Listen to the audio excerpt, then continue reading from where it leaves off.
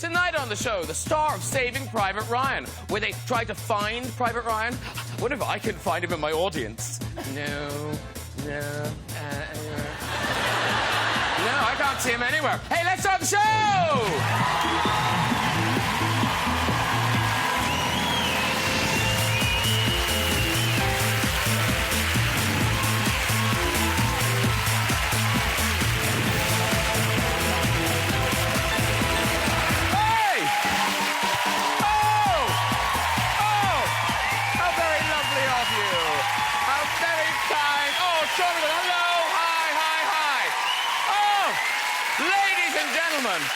Oh, you are in for a treat. What a star-studded lineup we have for you tonight. Hollywood superstar, Private Ryan himself, Matt Damon, is on the show. I know. Hey, the Earl of Grantham, Hugh Bonneville, is here, ladies and gentlemen. The absolutely brilliant Bill Murray is on our show tonight. Yeah, I know. Plus, we got music from the marvellous Paloma Faith, everybody, yeah. It's not bad. Not bad, eh? Right. Delighted to welcome Matt Damon to the show. Now, of course, his most famous series of films is the Bourne trilogy. We all know them. There was Bourne Identity, Bourne Supremacy, and then I think Bourne Stupid. That's just silly. Matt recently starred with Scarlett Johansson in the drama We Bought a Zoo. Now, I was less keen on the Danish remake, We Bought a Zoo and Shot the Giraffe. What were they thinking? A zoo in Denmark has killed a giraffe they didn't want. Do you think the giraffe knew it was going to be shot? Do you? Nothing. Keep walking. Nothing to see here. Worse, you know what they did?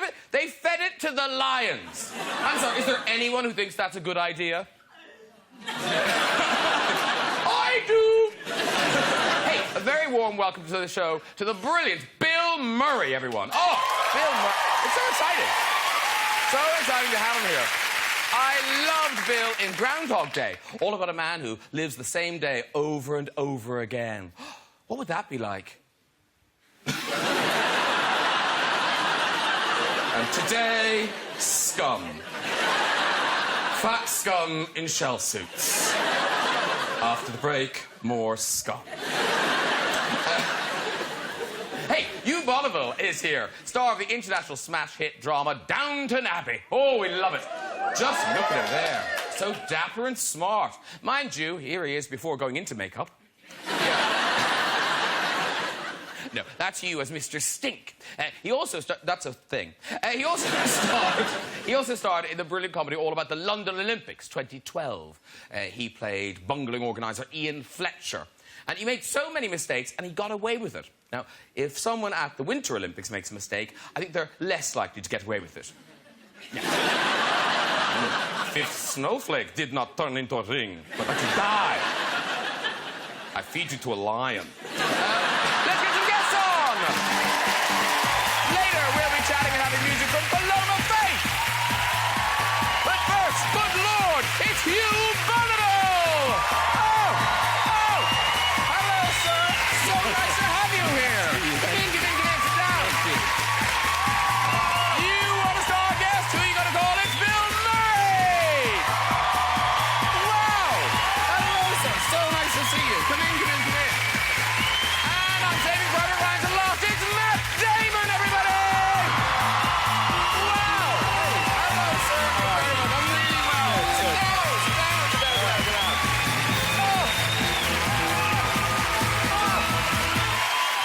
I know, it's good, right? It's good. It's a good one. They might just clap for 45 minutes. It's good.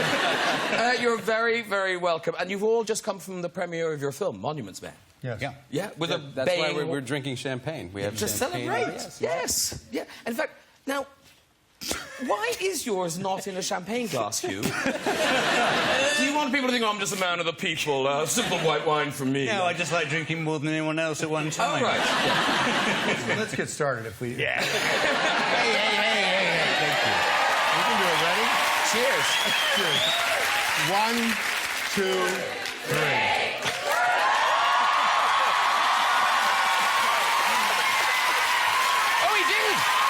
Wow, we're wimps.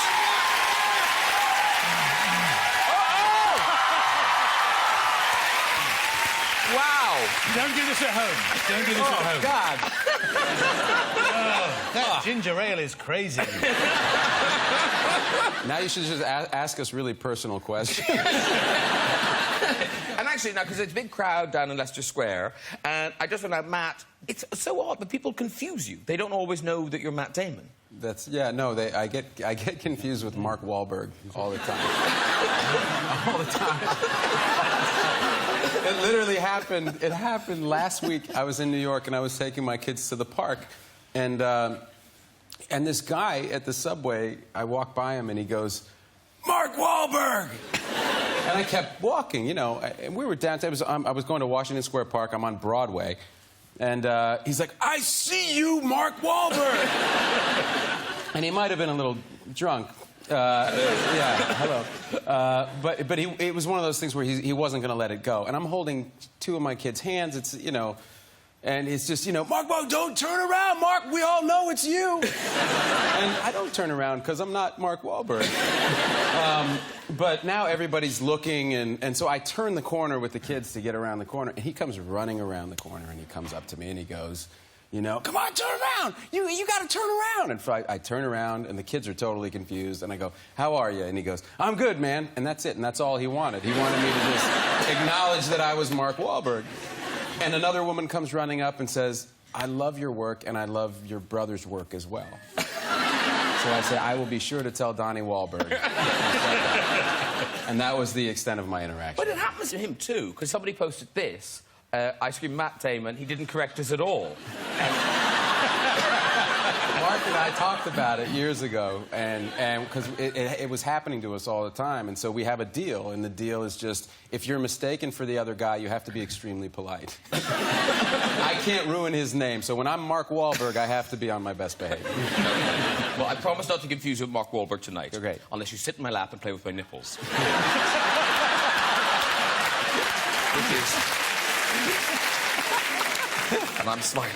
And he'd had one of these at the beginning of the show as well? I'm not sure what happened before the beginning of the show. And actually, in terms of meeting fans, Hugh, you get confused as well, not with Mark Wahlberg, but who do you get confused with? Well, in the old days when I had cheekbones, it was Colin Firth. And then... oh, there we are, you see. And then, latterly, Paul Burrell, the former butler.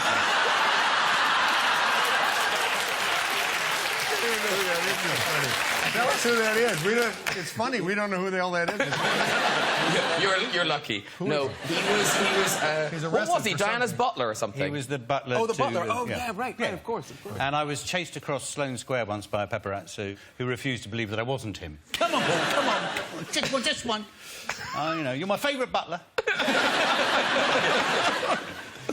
Now, Bill Murray, it's delightful to have you on. And maybe this is wrong. I'm told you've never done a British talk show before. Well, I think I did one, but the guy was actually Irish. Oh.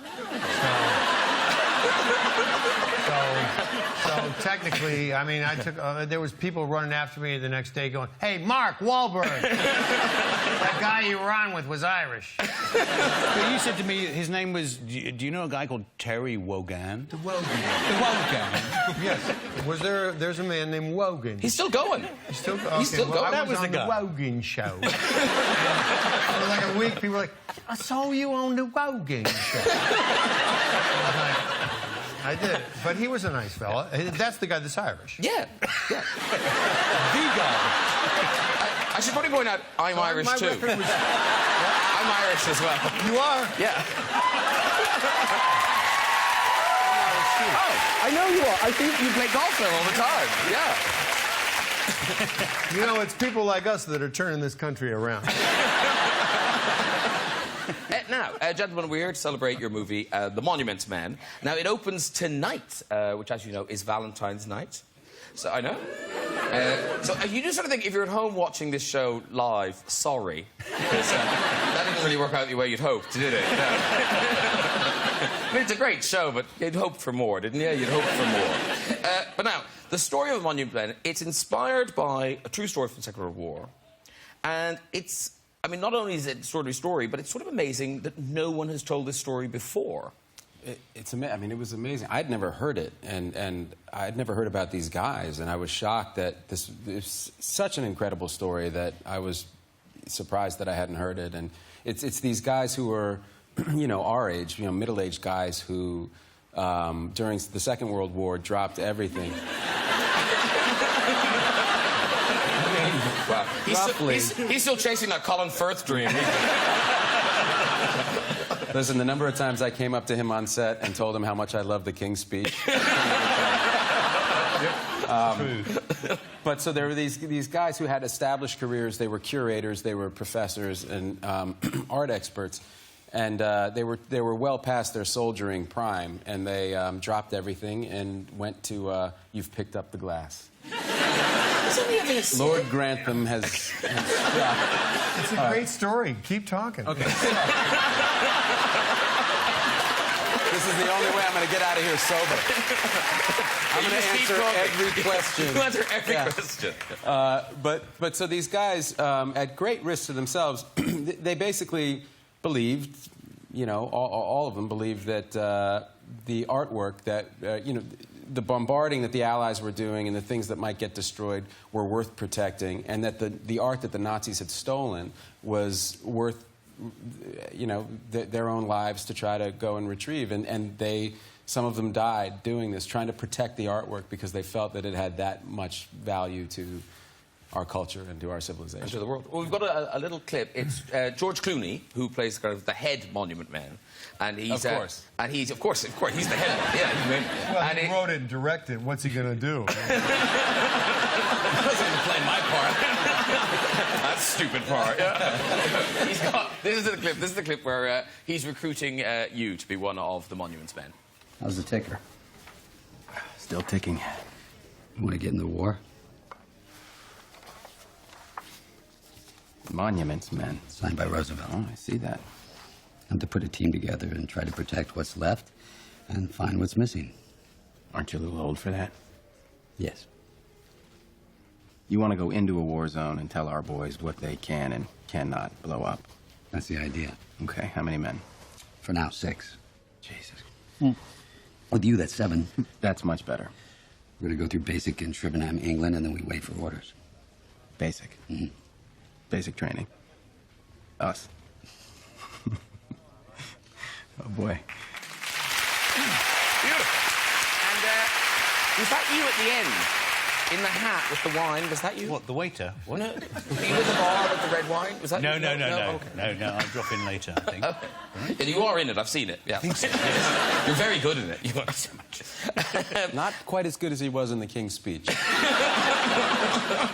Now, it's a great film. Huge Hollywood cast. And, Bill, lovely to see you in a film.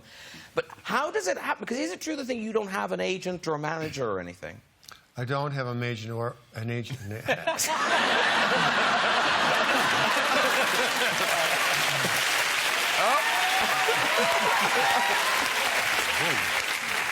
Oh, man. I have neither. Whoa! You're competitive, Matt Damon. It's a problem. I hear Mark Wahlberg has that, too. Don't play catch up. So how do people contact you? Well, actually, George reached me. George reached me through a mutual friend of ours, who basically wanted to know, "Are you busy?" But George had told me the story of the movie about a year before, eating lunch, and I thought, "Yeah, go on, tell me. Yeah, go ahead." And now you just say you want to do it, and he didn't say anything. And then about 9 months later, I get this message through my friend saying, "Oh, George wants to know if you're busy." And that was the job. So it's a great story. It's an amazing story. And I just said, oh, okay. And you'd met George Clooney originally in Venice, was it? Yes. Okay. Yes. We met in Venice. He had a movie in Venice. I don't even remember, but I don't remember much. But it was the night we had Lost in Translation open in Venice, and it was a big deal. So there's one night, and all the Hollywood guys, they're all really stiffs, most of them. But one night of the year, they end up on this one island in Venice. They end up in Venice, and they all drink a whole lot for some apparent reason. Not George, but these other, like, show business guys. So a whole kind of crazy... No, George drinks all the time. That's George drinks regularly and consistently. But, so, I don't know, I met George that night, and we kind of hit it off. And then I went back to America, and my son said to me, "What's this about you and George Clooney pushing people around in wheelchairs in Venice?" And I said, "You know, you're my son. I would have expected more from you, to believe that kind of a story. I mean, why would you ever think that something like that actually happened?" And he said, "Because there are pictures."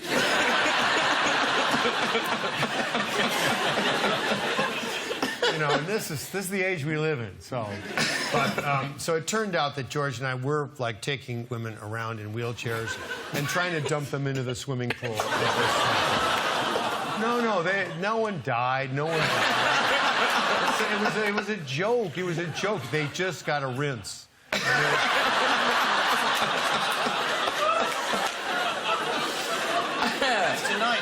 Tonight at the premiere, there were some relatives of the old Monuments Men's family, and a lady in a wheelchair came for a photograph with everyone, and she was there, probably in her 90s, and you sat on her knee. She was 97, buddy. 97. She was 97. She was. Respect. I asked Mark to do it first, and he wouldn't do it. He wouldn't do it, and I went and I sat on her lap. No, I find that if you look at someone like that, you see the wheelchair. When you see someone on their lap, you see a party girl. A 97-year-old party girl. And she loved every second. But wait a minute. I'll give you a story from a few days ago. We're in Berlin. We land in Berlin for the film festival, and the film festival is going to be the next day. We have press all day, starting in the morning, and it's 5 o'clock, and my wife and I are getting a bite to eat in our hotel, in the restaurant. And Bill walks up, and we're getting a snack because we're all meeting for dinner at 8. The whole cast is meeting for dinner. And Bill walks up and he goes, "Hey," and I go, "Hey," and he goes, "I might miss dinner tonight."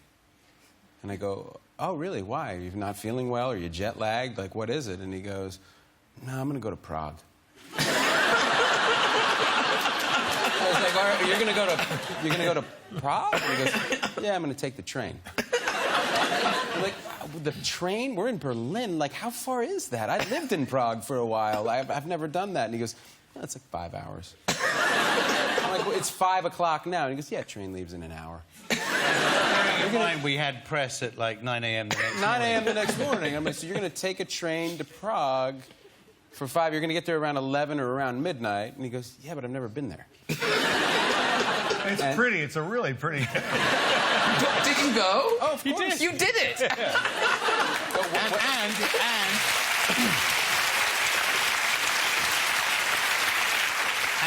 And he was bang on time for press the next morning. Spot on time. The best is I get a walking tour of Prague, and they have this extraordinary astronomical clock there that's a mechanical clock that has, like, roosters that crow and, like, skeleton that rings the bell and over. And, I go through a whole process with a lady from the embassy who couldn't have been nicer to walk me around town. And the clock rings, but it only rings once. It's 1 o'clock in the morning,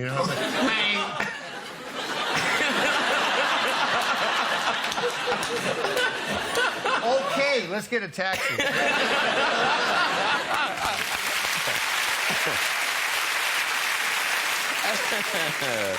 Now, Hubon, you don't mind me calling Hubon. It's catching on now. Hubon? Hubon. You're like the J-Lo of England. Yeah. There's like R-Pats, and then there's Hubon. What about H-bomb? But now, did you know George Clooney before this? Oh, we go back years, no. He talks about having a long lunch and not getting the job offer at the end of it. There was a 5-second phone call from my agent saying, "George Clooney wants..." And I said, "Yes." So, yeah. And then, in fact, I haven't actually fessed up that the offer... These things come through from your agent saying... Very dry letters saying, "Dear Hugh, for your attention, this project produced by so-and-so, 28 million names of who are the producers, and then starring and, Bill and Matt and everyone else.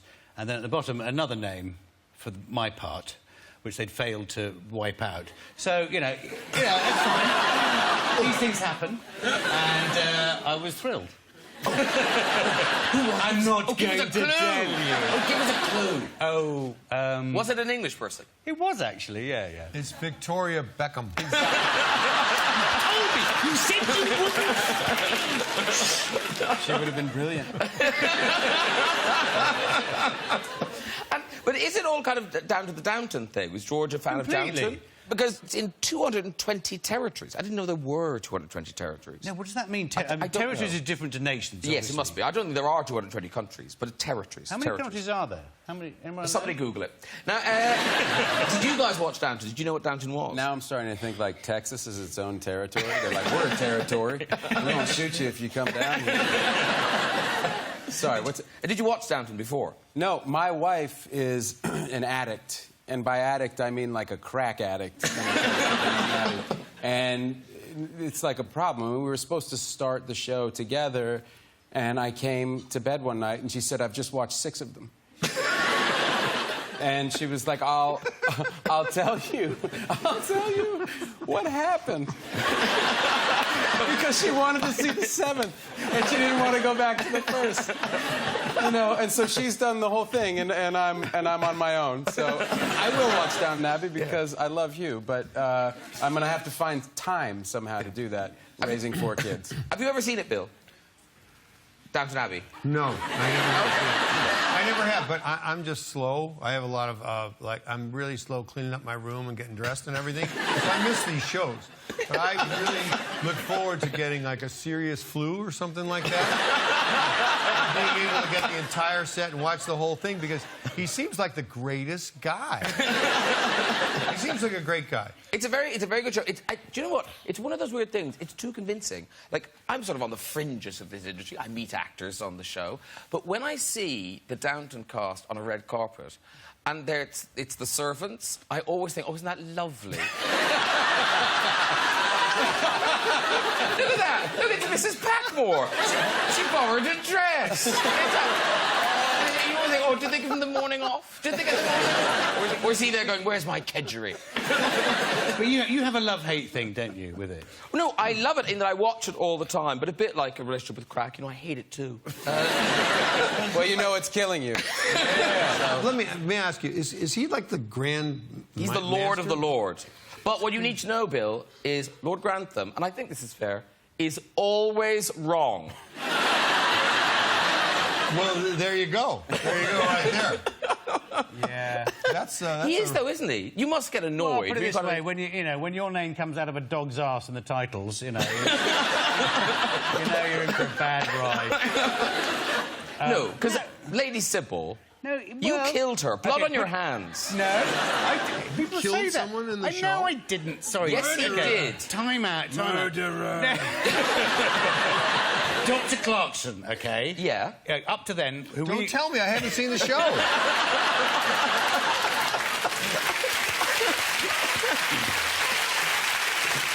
Up to that point on the show. Somebody, but I don't want to know. He killed somebody, but I don't want to know. Up to that point on the show, we call him Dr. Death on set because every decision he makes was terrible. Yes. So there is some sense in my character calling in some outside advice. Yeah. It happens to be possibly the wrong one, and you know she wants out of her contract, so she dies. Yeah. Wow. If you're watching in one of the 220 territories that hasn't got to that point in the story yet, hey, maybe she gets better. But I wouldn't join the Matthew Crawley fan club either. I wouldn't invest in that. I'm going for a pee. Excuse me. Are you really going for me? I'm going for a pee. Close-ups on them. Tiny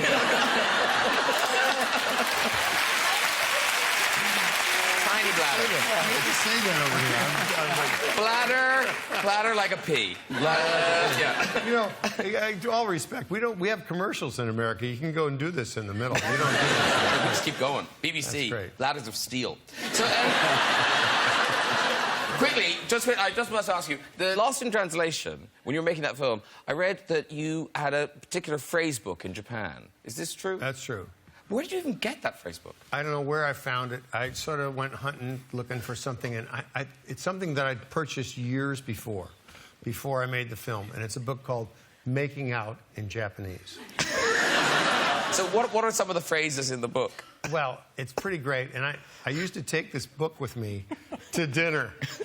I used to take this to the sushi bar and sit down in front of the sushi chef and say, "Can we get into the back seat? Do you have a curfew? Do you mind if I use protection?"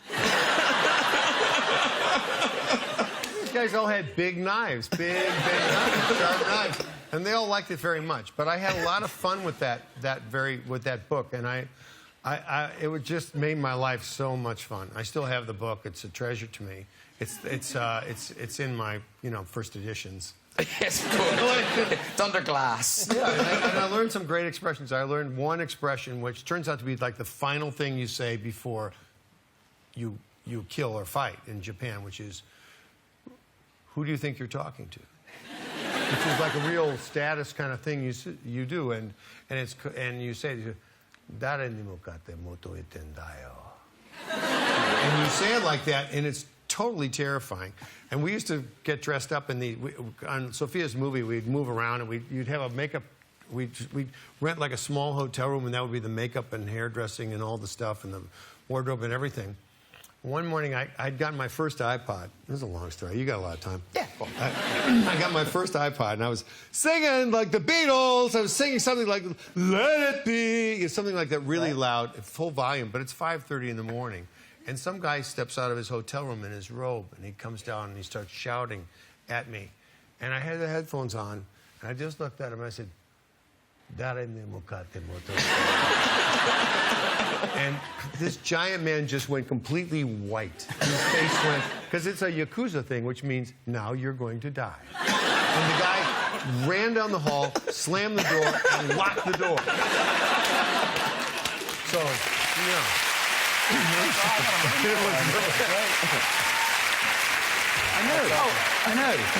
I know, but I said only I was allowed to wear sort of deep red.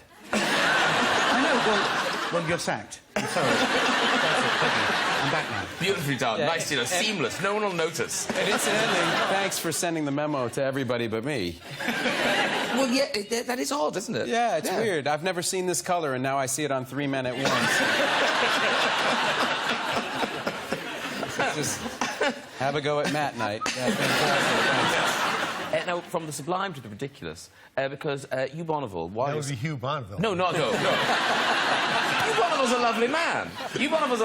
But I just want to refer back to a television appearance that Hugh Bonneville made a couple of weeks ago. He was on a program called Top Gear. It's very I love that show. You were on Top Gear. Yeah, he was on Top Gear. Driving. That's the greatest show. Now, a clip from Top Gear? No, we don't have a clip, but we do have a bizarre... His appearance caused quite the reaction. Here he is on Top Gear. Now, a lot of people were focused on the jumper.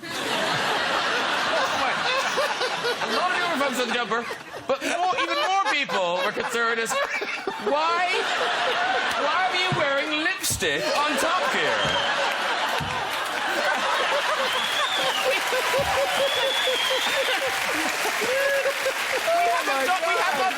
We haven't doctored that picture. I haven't got the glasses on, I can't see it. Trust me, you're wearing lipstick. You're wearing lipstick. There you go. I'm not wearing lipstick. I've never worn lipstick in my life. It does look like you're wearing That was a lipstick. very cold day. Well, I'm intrigued. I'm here to say that I was not wearing lipstick. Hang on. It was fucking cold because on Top Gear they say bring 2 sets of clothes. You're going to be boiling hot in the car and you're going to be freezing cold in the studio. And I thought, boiling hot in the car? It's a cold day in wherever we are, February. It's not going to be like that at all. I was roasting because you're exerting so much sort of adrenaline and sweat because you're in a, well, just right now, your car. lips are turning a different color. Because of you, Joe. Because of you. And then you're in the studio in this aircraft hangar where apparently last summer it's either incredibly hot or, it's freezing this time of year. And last year, when Patrick Stewart was on, my lips are going red, aren't they? Yeah. That's really... They do! They just go red on TV. That's really weird. When Patrick Stewart...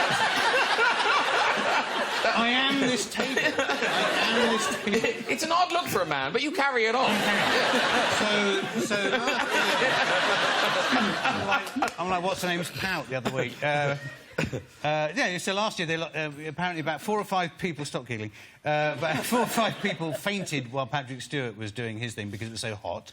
And I thought, it's going to be very chilly. So I took my favourite woolly jumper, but not my red lippy, which I'd left at home. Anyway, he just said my lips, my favourite woolly jumper. Come on. How many women here are going to faint just hearing him say my favourite woolly jumper? All right, how many men are going to faint? My favourite woolly jumper and my lippy. My lippy? Lippy? What does that mean in American? I don't know.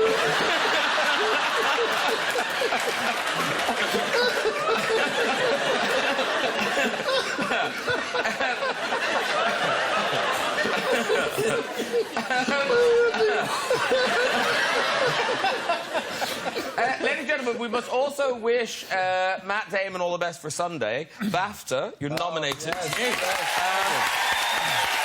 So good. It's for Behind the Candelabra, the Liberace film, which got a cinema release here, which is why you're nominated, which is... It's so good, that film. Thank you. It's just brilliant.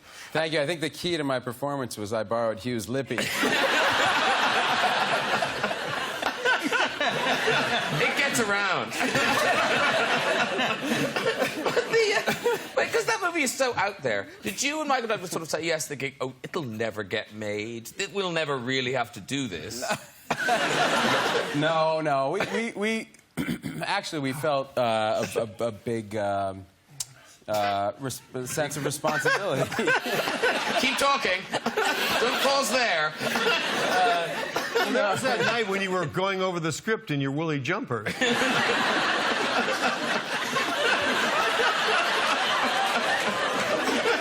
my favourite woolly jumper. What am I meant to say? Sweater? I actually asked it to wear a woolly jumper in every scene. Is this the scene where I'll take up my woolly jumper? So, in this scene in the hot tub, am I going to be in my woolly jumper? How many guests walked off this show? Well, you already did. They go to the... And they're going to keep that in, you know. Well, listen, good luck on Sunday. Mark Wahlberg, ladies and gentlemen. Mark Wahlberg. Yeah. Hey, Matt Dillon, lovely to talk to you. Thank you so much for being here tonight. Good luck with the Monuments Men. I loved it, and it opens tonight. And we've just got another taste, and this is all of you getting into training. We have your architect from Chicago, Sergeant Richard Campbell. Oh. And we have a Frenchman, Lieutenant Jean-Claude Clément, Director of Design at the Chalet School of Fine Arts before the war. Is Preston here? Private Preston Savage. Private? That's not going to sit very well with him. It doesn't. And finally, we have your sculptor, Sergeant Walter Garfield. He's a good egg. I worked with him on the World War I Memorial in St. Louis. St. Louis. Hey, Stokes! How are you, old boy? Hey, Walter. How they treating you? They're taking it pretty easy on us. I think they feel sorry for us old guys.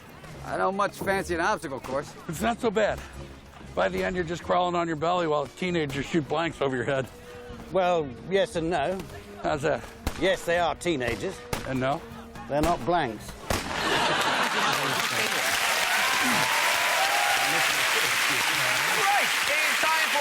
This lady is not just one of my favourite pop stars, she's also one of my favourite people. Singing her new single, Can't Rely on You. Please welcome the unique Paloma Faith, everybody!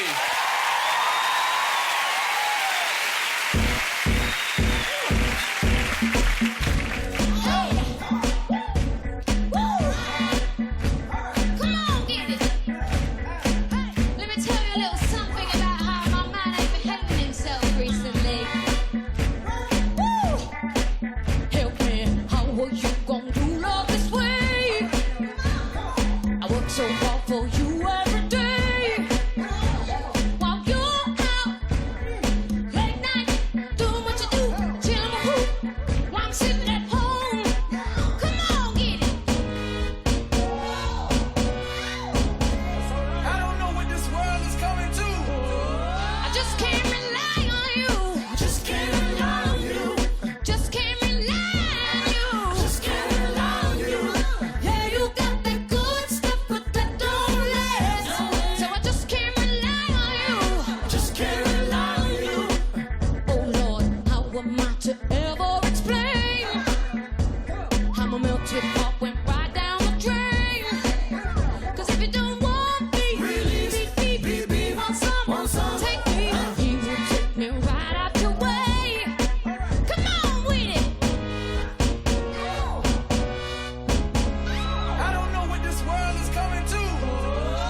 just can't rely on you. I just can't rely on you. Just can't rely on you. Just can't rely on you. Yeah, you got that good stuff, but that don't last. So I just can't rely on you. I just can't rely on you. Gonna go. Really? You can say what you want, but I'm out that door. Can't stand it. Woo-wee. Oh, my man. Oh, Lord. I don't know what this world is coming to. I just can't rely on you. I just can't rely on you. Just can't rely on you. Just can't rely on you. Yeah, you got that good stuff, but that don't last. So I just can't rely on you. I just can't rely on you. Just telling you like it is. Wait a minute. Wait a minute. Change the way. Don't I deserve it, babe? Look here. Oh, boy, you drive me out of my mind. Woo! Yeah, yeah, yeah, yeah, yeah. Ooh, I just can't rely on you. Just can't rely on you. Just can't rely on you. Yeah, you got that good stuff, but that don't last. Ain't good enough for me, baby. Just can't rely on you.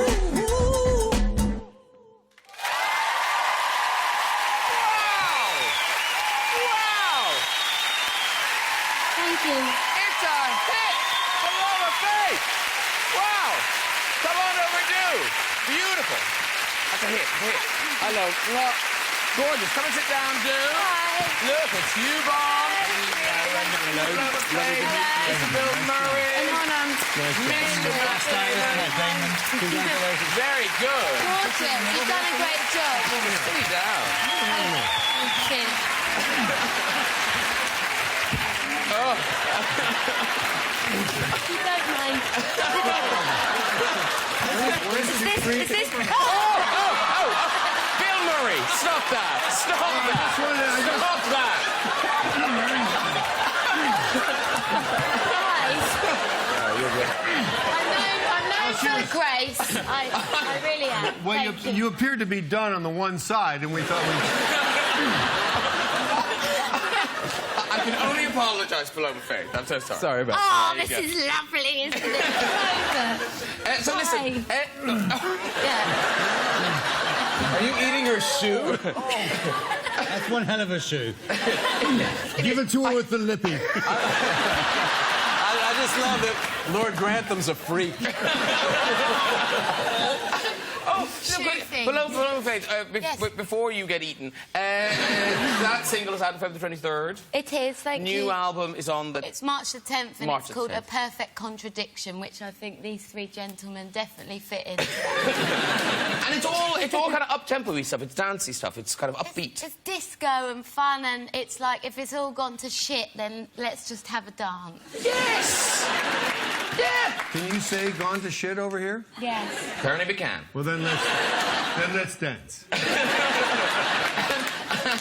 And here's an odd thing. You haven't met the guys on the couch before, have you?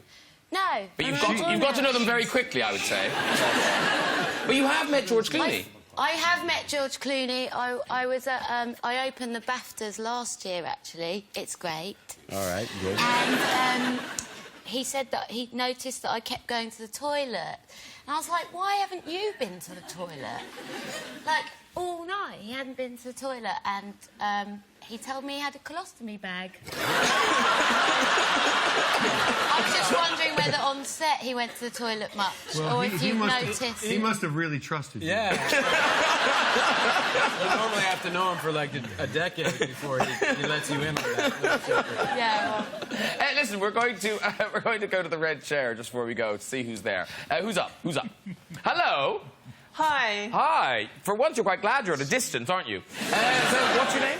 Rebecca. This is Rebecca. And where are you from, Rebecca? New Zealand. Oh, you surprised me. Time out. Can I just ask you really quickly? Yeah. So this is a situation where we're allowed to... if one of us pulls this lever, she flips. Yeah. Okay. As you just did with me. This is literally like the Milgram experiment. Yeah. It's like... Fantastic. Okay, that was her. I hope her story wasn't very good. I'm imagining it wasn't. Wow. So if you don't like her story, you pulled this lever. But that was really real. That was really real. That was a human being. I thought it was rehearsed, you know, or cut in some way. That was real. You did that. That just happened. And she went, you know, that's incredible. I didn't do it. That's He did TV. it. I didn't do it. Did you grow up in a forest or something? That's vodka. That's vodka. Down in one. Wow. Thank you. I just needed to catch up. Yeah. Let's see what you got, Scotty. Let's see what you got. Come on, you're such a rock and roll star. Let's see. One more. What a waste. Ladies and gentlemen, her rehab is taking. Quickly, let's try someone else in the red chair. Okay, quick. Let's see if we can get a story. Hello, nice lady. Hello. What's your name? Jessica. Jessica. Can you hear Jessica? Pardon? No, I'm not talking... She's so sweet and she's French. She's adorable. I don't think she's French. She said, didn't she say, like, pardon? No, she said pardon. She's posh.